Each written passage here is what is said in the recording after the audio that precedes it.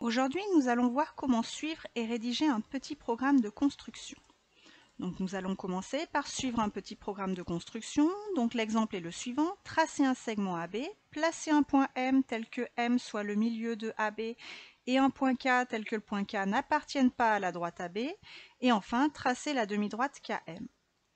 Alors méthode: premièrement, je respecte bien l'ordre des consignes. Ici, par exemple, on a besoin d'avoir fait la consigne numéro 2 avant de pouvoir faire la consigne numéro 3. Donc si on ne respecte pas l'ordre des consignes, cela peut poser problème. Comme les longueurs ne sont pas indiquées, on place les points comme on veut. Par contre, on fait attention que la figure soit bien lisible, ni trop grande et ni trop petite. C'est parti. Donc je commence par tracer un segment AB.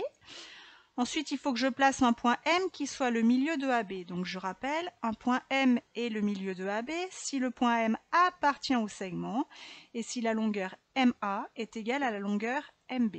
Donc le point M est ici.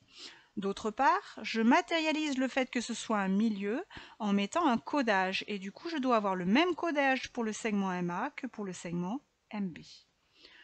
Enfin, il faut placer un point K tel que le point K n'appartienne pas à la droite AB.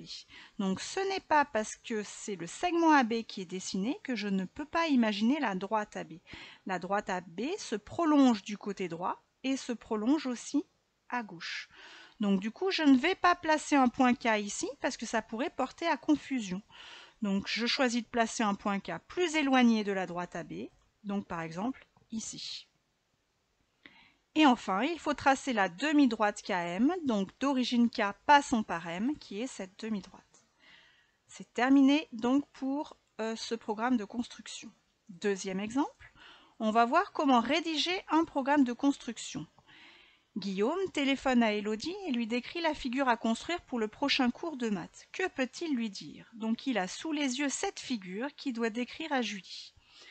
Méthode: donc, il va commencer par repérer les éléments qui composent cette figure. On voit qu'il y a par exemple une droite AB ici, qu'il y a un segment AC, non c'est pas un segment, c'est une demi-droite AC d'origine A passant par C, un segment BC, et enfin il y a une droite également ici, la droite CD. Ensuite, il va déterminer le premier élément à construire pour commencer sa description. Par exemple la droite AB, et enfin il pourra surligner au fur et à mesure sur le modèle les éléments décrits pour être sûr de ne pas en avoir oublié. Donc c'est parti, voilà la figure à décrire. Donc on a dit qu'il commençait par tracer une droite AB. Donc la voici, je la surligne. Il continue par placer un point C tel que le point C n'appartienne pas à la droite AB. Donc par exemple, le point C est ici parce qu'il n'est pas surligné sur la droite AB. Placer un point D tel que le point D appartienne au segment AB. Le point D était entre A et B, donc il appartient bien au segment AB. Il n'est pas sur cette partie-là de la droite, ni sur cette partie.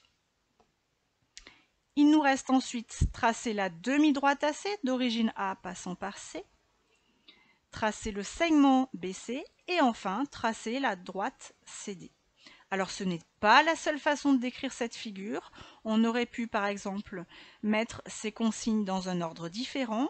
On aurait pu aussi, au lieu de mettre ces deux premières consignes, par exemple commencer par placer 3 points ABC non alignés. Voilà, c'est terminé pour cette partie du cours.